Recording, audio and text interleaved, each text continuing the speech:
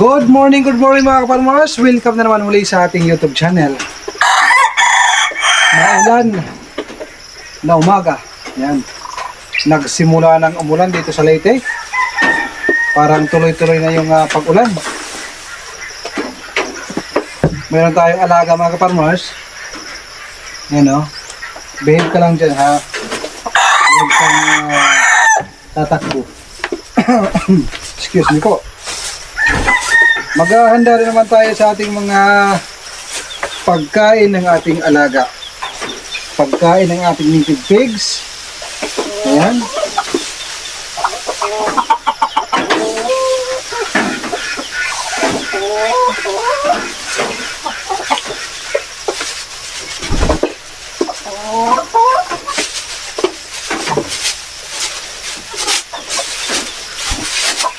Masarap dito sa ating minipang, maaliwalas, para bang walang stress na nararamdaman. Humihina ang pagtakbo ng ating pag-iisip. Ibig kong sabihin, yung mga problema ay hindi na iisip kasama natin yung ating mga alaga. Para sa akin mga kaparmas, hindi ko lang alam pag yung iba yung nagpa-farm. Marami kasi yung mga rason bakit na-stress. Una, pagkain sa ating mga alaga. Pangalawa, nagkakasakit. Ito. Nagkakasakit ang mga alaga. Yan, nakaka-stress yan. Pero ako, sabi ko sa sarili ko, ano man mangyari, tinatanggap ko ho yan. Dahil kung magpapa-stress tayo, maapektuhan yung ating katawan. Manghihina tayo, isip tayo ng isip, kaya enjoy lang natin yung ating mga ginagawa. Ayan makakain ka naman sa labas. Ito yung Integra at saka Pollard, pinapabuka ko muna. Ngayon makikita nyo mayroon pang sabaw, pero mamaya wala nang sabaw yan. Ito naman pinapabuka ko yung grower at saka Pollard, para naman ito sa native pigs. Bago natin ibigay, mag-i-slice tayo ng dahon ng Madre de Agua. Ito naman commercial feeds, pampaitlog para sa ating heritage chicken. Ganyan lang yung budget ko mga kaparmers. Ayos din para sa ating mga alaga. Tapos mga patoka ng mga organic sinasabit natin doon sa kanilang kulungan. Behave ha, huwag kang tatakbo ha. Diyan ka lang at ako'y muna yung magpapakain sa ating mga alaga. Yung ating mga alaga busy dito sa rice hull.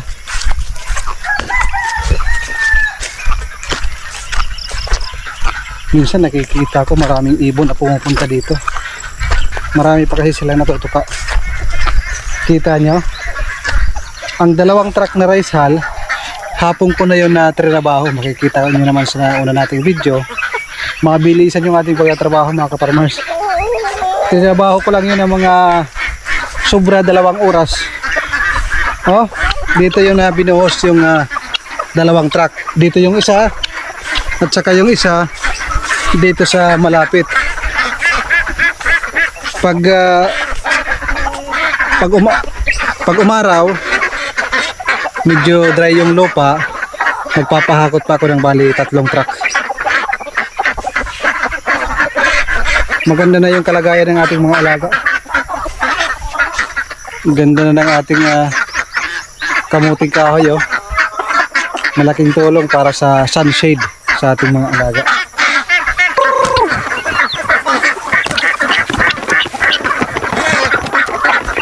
Binibigyan natin pa konti-konti para masanay sila.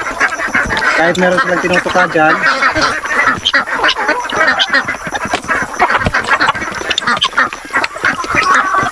para hindi sila maging mailap. Ito para na ito sa titinda. Kahit kunti lang ibigay natin, okay lang dahil nakakagala naman sila. Nandun yung iba sa may Jeepmatic. Marami kasing natapon doon na pagkain kaya inuubos nila.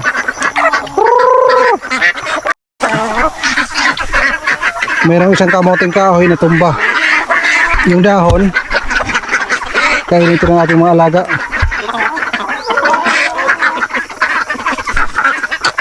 Ay, marunong oh. Ayaw nila sa dahon. Gusto nila yung aking kamay dahil mayroong mga pagkain. Sasabit ko lang muna ito para pagkatapos nilang kumain, ito yung kanilang papapakin.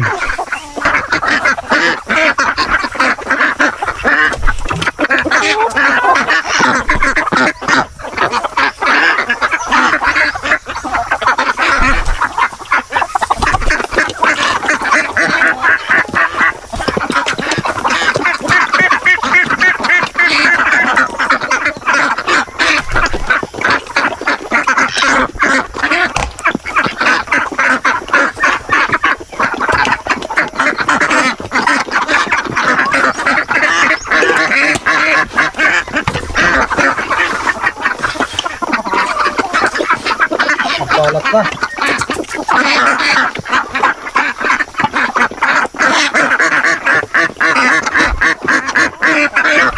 Bibili ako ng asin para i-spread dito. Buong sulok, lalagyan natin ng asin para hindi lumapit yung parang habon. Iwan ko kung ang tawag sa inyo, tawag dito sa amin habon. Yung parang maliliit na parang parasite na microscopic. Nararamdaman kayo, gumagapang. Ganda po yung solusyon dyan para may taboy sila. Isang sako siguro or 2 sako. Kasama yung Peking duck. Dito natin sa side i-spread.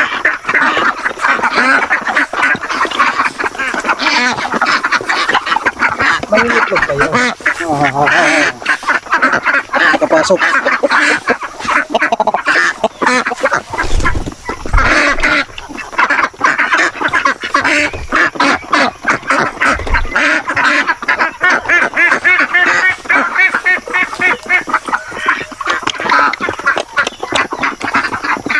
Dalawa kasoy.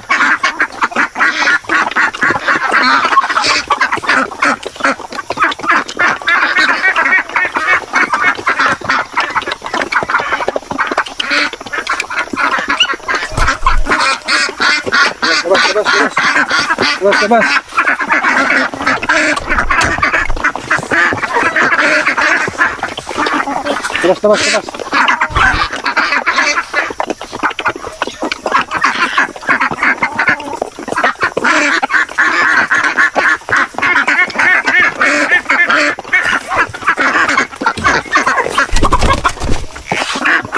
Tigas ng ulo mga kaparmas.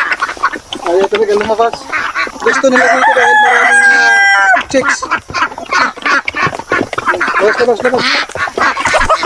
Labas. Ayaw, hirap.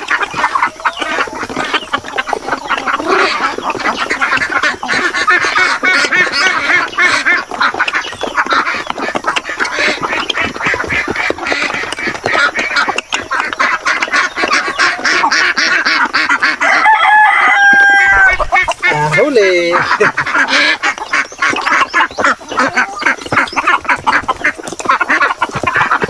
Ito muna sa labas.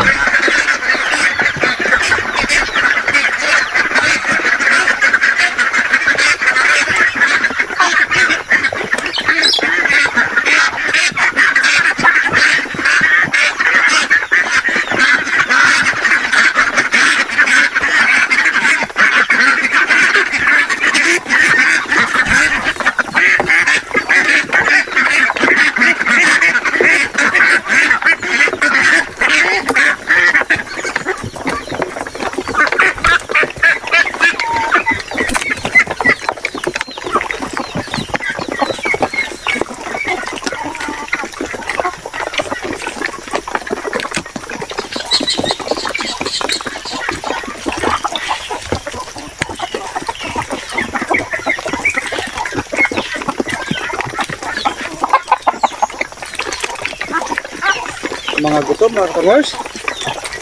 Dito sa kabila, nandun yung mga may sakit. Dito sa kabila yung mga mahihina. Pero ngayon, ayos naman. Hindi na sila mahina.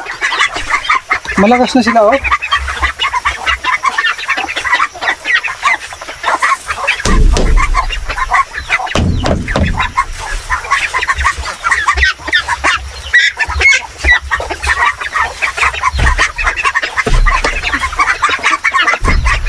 Kasi ang ginagawa ko, pag mayroon ako napansin na mahina, nilalagay ko dito sa isang kulungan para hindi na apakan. Kasi doon sa marami na apakan. Katulad dito mga kaparmers, maliit. Bunso kasi ito, kaya maliit. Naapakan pag nagpapakain tayo.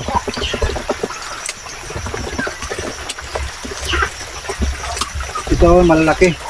Ayan, malakas na. Babalik ko na yun dun sa labas.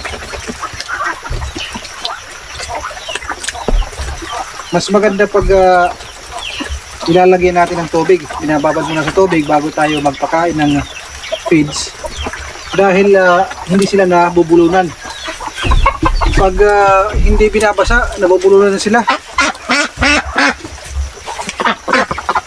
Alam ko?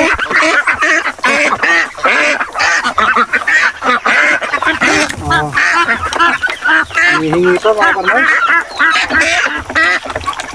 Tulad ng isa sa'yo, napakapakan.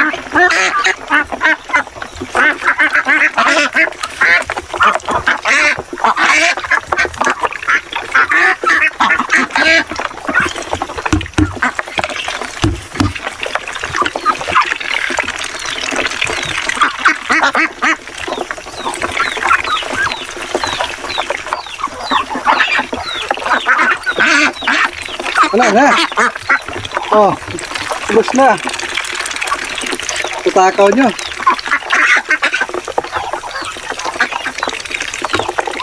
Ang linis ng ating sahig, oh.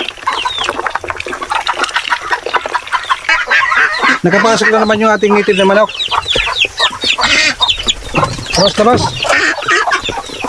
Natatakot yung chicken duck pag native na manok dahil kapag kasi yan merong sisiw.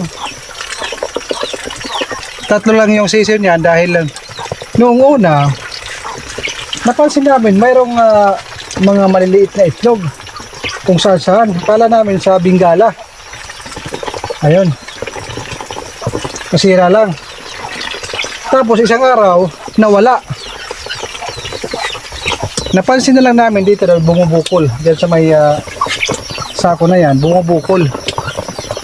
Diyan pala sa gilid, nagkaroon siya ng pugad. Ang kanyang itlog dyan ay 5. Tapos yung dalawa, dahil medyo paputik yung kanyang paa, palagi napuputikan yung itlog, hindi napisa yung dalawa. So 3 lang yung nakasurvive. Nilagyan ko pa nga yan ng itlog ng heritage chicken. Sayang dahil huli ko nang inilagay yung itlog ng heritage chicken. Nang binuksan ko, buhay yung sisiw. Kumbaga kulang pa sa araw yung kanyang paglilim. Kasi simula nang naglimlim siya, huli na nang inilagay ko yung itlog ng heritage chicken. Ito yung aking naobserbahan ngayon dahil palaging sinasampahan ng ating mga native na manok yung ating heritage chicken. Gusto ko sana mag-breed ng heritage at saka native para mas lalong lumaki yung katawan ng ating mga alagang native. Ang gagawin ko, i-incubate ko. Bibili tayo ng incubator. Doon sa malapit sa flower shop ko, mayroon nag-i-incubate doon. Pagpasok, ang bayad ay 7 pesos. Pag labas naman, pag maging sisiw, 7 ang babayaran. So 7-7. Lahat ng mabubugok, walang bayad yun.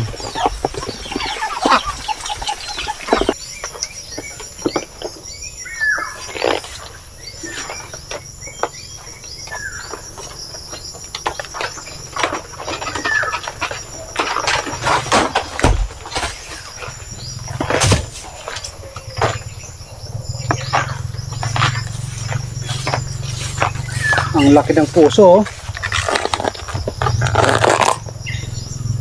Sa syudad mahal to. Pero dito, tinatapon lang yan mga farmers. Walang pumapansin. Meron naman, pag namimiss yung gulay na puso, pag namimiss yung gulay na puso, ayun. Ganyang karami. Yung dry banana blossom, ang mahal mga farmers. Siguro nasa 25. Yung ganyan. Marami na nga ito. Bawat puso, napakarami makukuha. Ganyan lang, oh. 25 pesos. Pero naka-dry na. Yan, oh. Bawat tanggal mo ng parang petals, parang bulaklak din, no? Bawat tanggal mo nito, kita mo. Tanggal niyan, meron ito. Yan. Yan po yung pinanglalagay sa kare-kare, humba, kung mga special humba, ilalagyan yan. Kaya tinatanggalan ng balat para matanggal yung mga matanda na balat. Kasi matigas ho yan. Yan. Bawat tanggal ng petals, meron kanyan. Kaya isang piraso, sabihin mo na lang 20-20 bawat ganito, siguro kikita ka dito ng 500 sobra. So kailangan mo pang i-process. Kanya-kanyang diskarte ang buhay, no? Kung madiskarte ka, siguradong meron kang magandang future.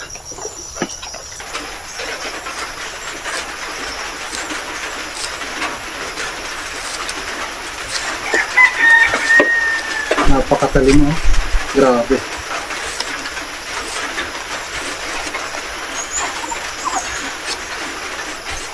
Kaysa itatapon natin, ipakain na lang natin sa ating native pigs.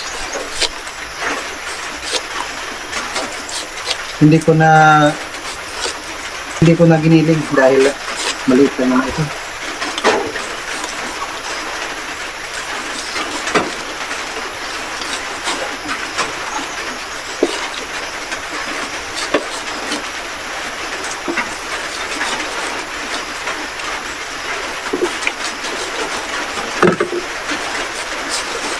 Marami yung dagta ng puso ng saging.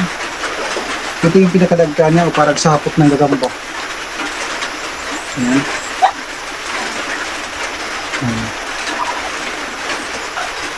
Ayan, ha.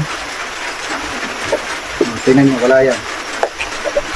I-slice ko. Yung kanyang talim is nababalot.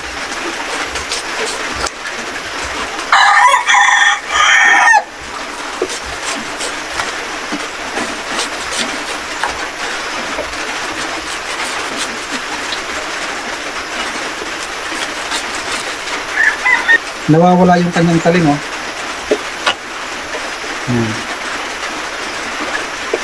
Nababalot ng parang sapot. Fiber siya na napakatibay. Matibay, oh. Fiber.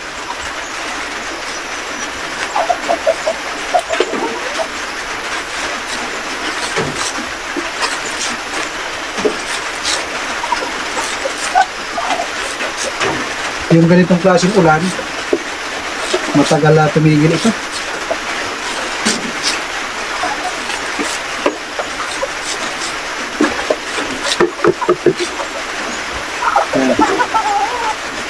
Yan. Yung ating ibang alaga, busy dun sa rice hull. Doon sila nagkakaskas.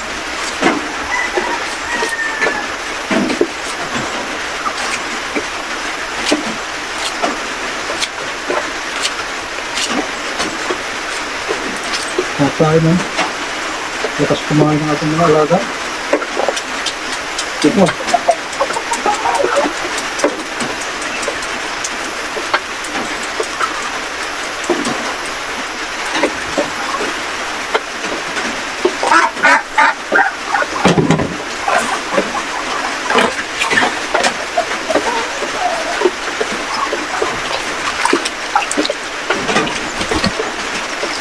Kulang pa. Madre de agua pa, mga kapamers.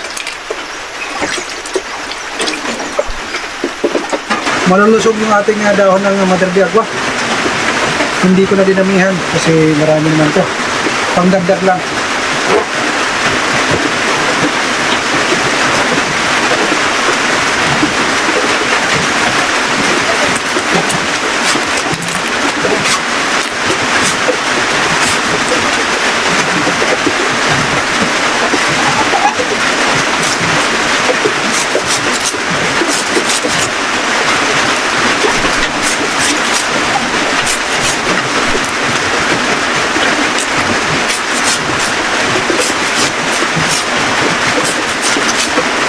yung ilan, wala na namang tigil.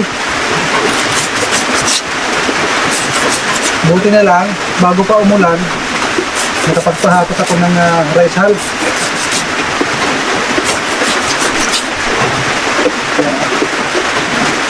Ganda.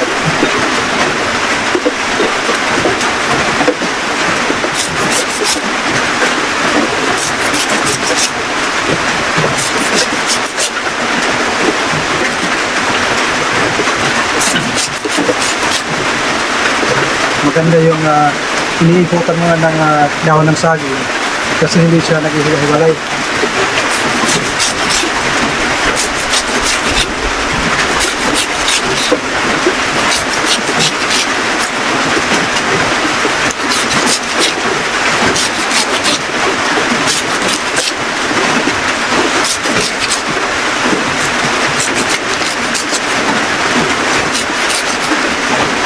Ito mga steam na ito.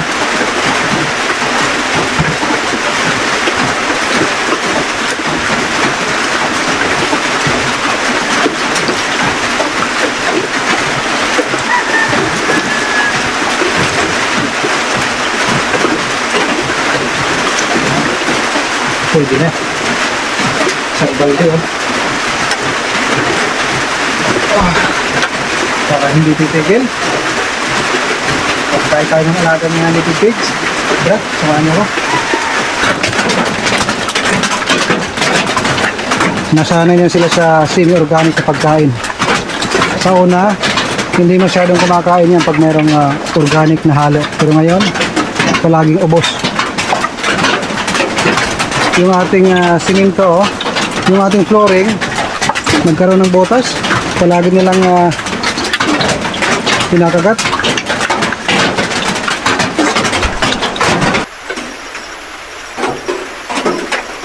Dito mga kaparmers, yung napakabait kong alaga.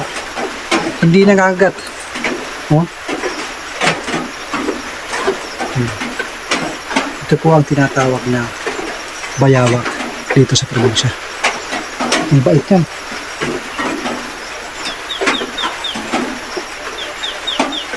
Huwag mo lang siyang iipitin or ano man ang gagawin dahil ayun nga, maaari siyang makagat pag maipit siya or masaktan. Napakawalan natin.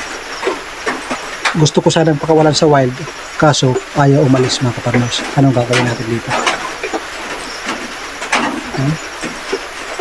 Parang gusto niya yung hinihimas-himas siya. Nagbuntot ko, napaanap pa. So ayun mga kapartners, tapos na tayo magpakain ng ating mga alaga. Napakaaliwalas ng panahon. Yung ating plaza, ayan, green na dahil umuulan na. Masayang masaya yung ating mga tanim.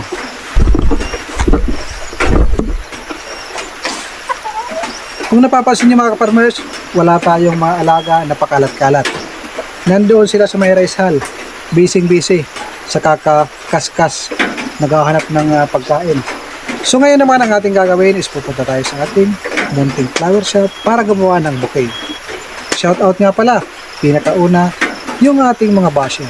Maraming salamat sa inyo. Kung hindi dahil sa inyo, wala kayo. So, pangalawa mga kaparmers, shout out sa ating mga subscriber. Taos puso po ako nagpapasalamat. Sa mga nagko-comment ng mga positive, yun po ay aking na-appreciate. Pasensya na kung hindi man ako makapag-reply isa-isa dahil alam niyo naman, busy tayo dito sa ating mobile farm at busy tayo sa ating flower shop. Pinagsasabay-sabay natin yan. Ang buhay dito sa Pilipinas, kapag masipag ka, siguradong buhay ka. Pero kung painam-inam ka lang, katambay-tambay, ay aba, gutom ang iyong pamilya. Kung masipag ka sa Pilipinas, deserve mo na mag-for good, umuwi, at magsimula sa munting negosyo. Habang bata pa, mas mainam na makapagsimula tayo ng ating pinagplaplanuhan negosyo. Kasi kung matanda na tayo, masakit na yung mga tuhod, huli na ang lahat. Kailangan na natin ng ibang tao na magtatrabaho. Samantala, kung bata pa tayo, tayo mismo ang mangunguna sa ating mga plano. Katatapos ko lang sa ating mini farm. Ngayon is papunta tayo sa ating flower shop. Kasama yung aking mama. Hello! Hi, Hi, Flore. baby. Hi, baby. Say hi there. The video. The video for this, Papa. Diba? She's not in the good mood. You drink milk. Ito yung inwaw ni Papa. You don't know. You're the good girl. Yan ang buhay dito sa aming probinsya. Kung nandun pa kami sa abroad dito sa Qatar, para kaming ibon na nakakulong.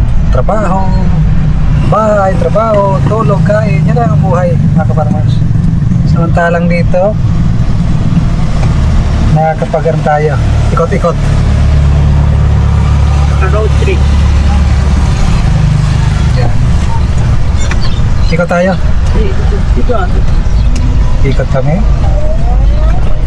Yung aming baby girl is She's drinking milk now. She's in the good mood now to drink milk. kasama. Natatamad ako nga magdala ng sasakyan. Ilalabas na naman sa parking. Babalik. Paghatid ko kila Macy's sa shop, babalik sa bahay, kukunin ko yung ating Honda Click. Kasi ito ayaw ko. Dahil mahina tumakbo. Hindi naman ganun kahina, pero alam nyo na, pag nagmamadali tayo, hindi natin kaya patakbuhin ito ng 50 pataas. Kuya naman.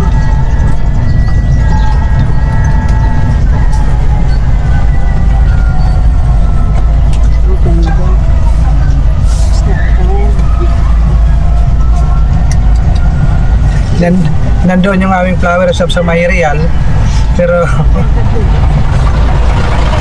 paminsan-minsan umikot din tayo sa Bungto. Kung tawagin dito sa Bungto, poblasyon. Enjoy, baby Floren. Enjoy. Yeah, she enjoy, but she's not drinking milk again. She didn't finish her milk. No, don't do that. It's dirty. Ang buhay ay Yeah, you would fall down there. ang buhay ay gulong ng pala. Ang antutan nasa ilalim. Good. Buhay sa probinsya. Sarap pala ng buhay sa Pilipinas, no? Pag nasa abroad ka, grabe. Bahay, trabaho. Alam niyo yung trabaho ko sa abroad. Ta-travel ako ng napakalayo.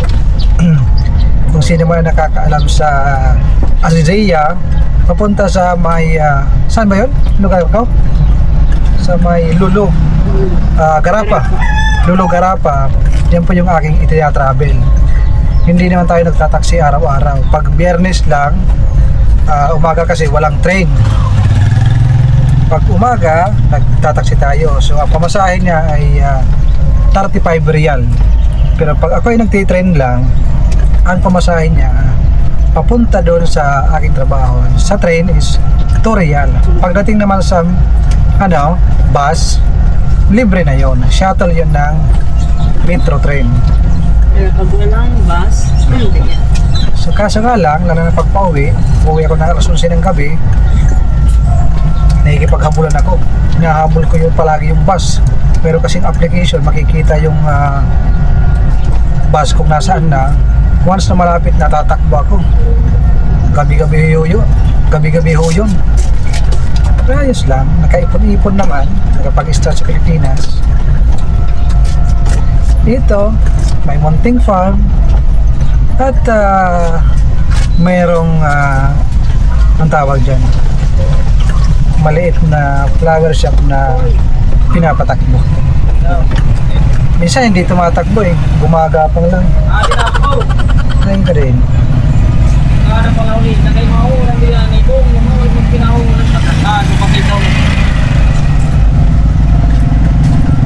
Baby Floren, ito yung order natin para sa Palolete delivery. Dito medyo maaliwalas dito, kitang-kita. Ayan. Halos kalahati ko yung laki nito. Meron siyang fresh roses, mixed flowers, then chocolate. Mura lang yan mga ka-farmers. Maaari kayo mag-message sa Flowers and Bubbles. Yan po yung aming Facebook page. Yan po yung aming Facebook page. Nagdi-deliver po kami anywhere in Leyte. Meron din po kaming car truck. Kung gusto nyo umuwi sa Pilipinas, kasama kayo sa pag-surprise. Hindi nila alam ng iyong mahal sa buhay na nasa harapan kayo, nasa car seat or nasa loob kayo ng sasakyan. Kayo ang second surprise na talaga naman matatouch at may iyak sila. So unang car trunk, flowers muna, surprise with cake or ano man ang okasyon na iyong gustong palabasin. At yung last, kayo ang lalabas para mahag nyo ang iyong mahal sa buhay na wala silang kaalam-alam na talagang masusurpresa. Yan po ang aming mga serbisyo na handang ihatid. Masisiguro ko pong 100% maganda at quality ang iyong gawa dahil ang aking experience ay hindi lang 5 taon na pagka-florist, kundi halos 20 years na akong florist. Mula dito sa Leyte, Cebu, Manila, at hanggang dumating ako ng Doha, Qatar. Yan po yung aking expertise mga kaparmas. So kung nandito kayo sa Leyte or selected area in Samar like Basay, Santa Rita, yung mga malalapit lang dito sa may San Juanico, ay kaya pa namin ma-accommodate. So mag-message lang kayo sa Flowers and Bubbles. Handa po kaming mag-servisyo sa inyo at kayo nang bahala sa bahala. God bless! Alright mga kaparmhouse, kararating ko lang dito sa ating mini farm. Ang oras ngayon ay 3:22. Mayroon akong deliver sa alas 4, dapat makaalis na kami dahil 5:20 nandun na kami sa Palolete para sa flower na iso-surprise natin. Hindi pala, yung customer pala mayroong pinapadeliveran. So bakit nga ba 6,000 to 7,000 ang sahod? Sabi ko nga sa inyo, wala pang 30 minutes pag ako ang trumabaho nito. Pero kung medyo mahina ka, baka 1 oras. Araw-araw pinag-aaralan ko paano mapabilis ang pagpapakain ng ating mga alaga. Kailangan madiskarte ho tayo. Unang ating binabad, yung pulad. Tanggalin ang relo. Baka mawalan yung pagka-automatic niya. Oops! Relax! Ano ba dapat ang nasa sistema? Grower, buhos, bukayin para hindi kainin ng ating mga alaga. Meron pang pulad, dagdagan, tapos dagdagan dito sa may para sa picking duck. Alright? Then, Integra. Andyan ka na naman. Integra again, dahil kulang pa yan. Alright? Ganito ako pag nagmamadali, pag mayroong delivery sa flower shop. 2 negosyo, kakasya natin yung oras. Flower shop at saka mini farm. Ayan, halo-haloin. Ayos na mga kaparmos.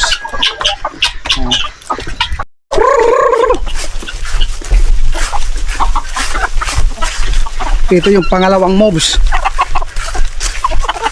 Dito ako nagpapakain sa malapit sa ating mga alaga. Kasi kung doon sa harapan ng triangle house, magkakaputik. Pag maputik na, nakaka-dirty. Diba? Para sa ating mga native na manok, mga kaparmors, Integra at saka pulad.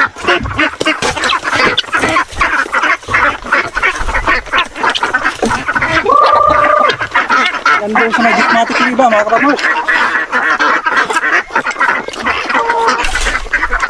Pasok, dito lapid. Oops. Diyan sa taas, para hindi maabot ng ating mga heritage chicken. At syempre, ibigay na natin. Huwag nyo munang kakainin, may plastic pa yan. Hop, labas, labas, labas. Labas, labas, labas, labas.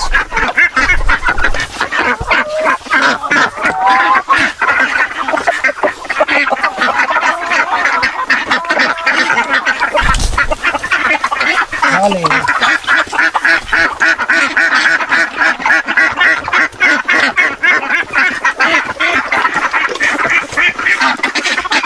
Pangalawang alaga, tapos na. Kasunod, doon sa mga Peking duck. Kung nakaprogram ang trabaho, napakabilis. Diba? Patingin nga ng itlog muna, pampagana. Alright, mga kaparmers. Wahid, itnin, talata, arba, panusa, sita. Aywa. Times 2. So, 12 pieces yung itlog. Nangingitlog tayo naman yan. Oh.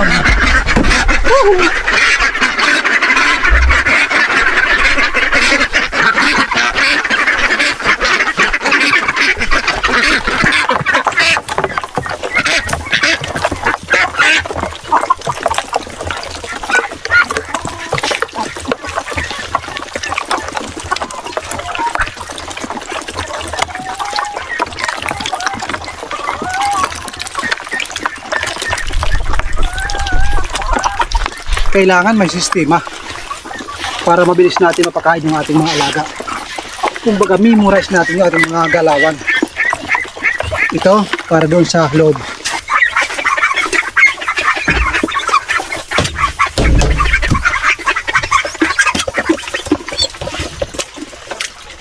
Mayroon sa atin nagtatanong, mayroon daw siyang 500 square meter na lupa. Kaya ba daw mag-isa i-manage? Kung masipag po kayo mga kaparmers, kayang-kaya.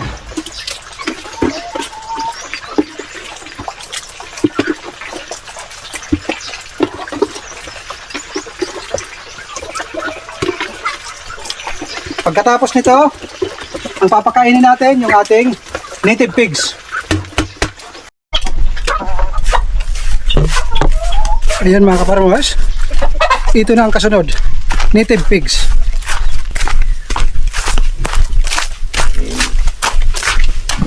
Ito, meron tayong dalang tubig, panghugas sa kanilang kakainan. Ito yung dahon ng nagagwa. Minamagic ko lang yan mga kaparmers pag ako hindi mamadali.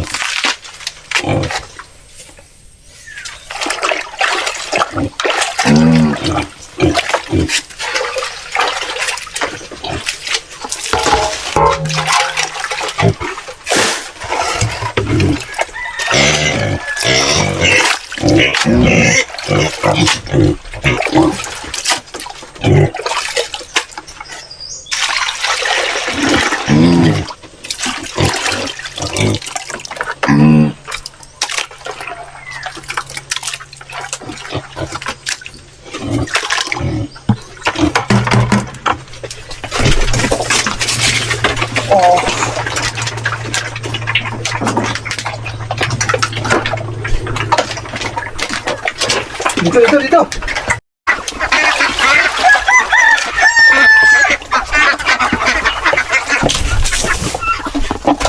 Last natin gagawin ang magpalit ng tubig.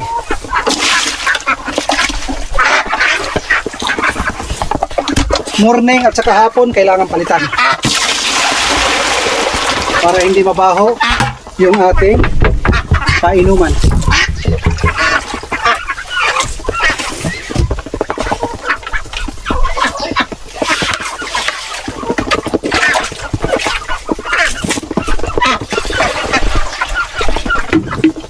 Dito sa loob. So tapos na mga kabarbars.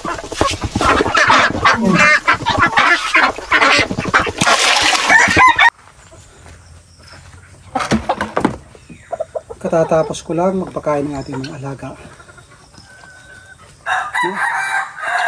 Natandaan nyo ba kung anong oras tayo nagsimula? Ngayon 3:50 exactly. Tapos yung ating pagpapakain ng ating mga alaga.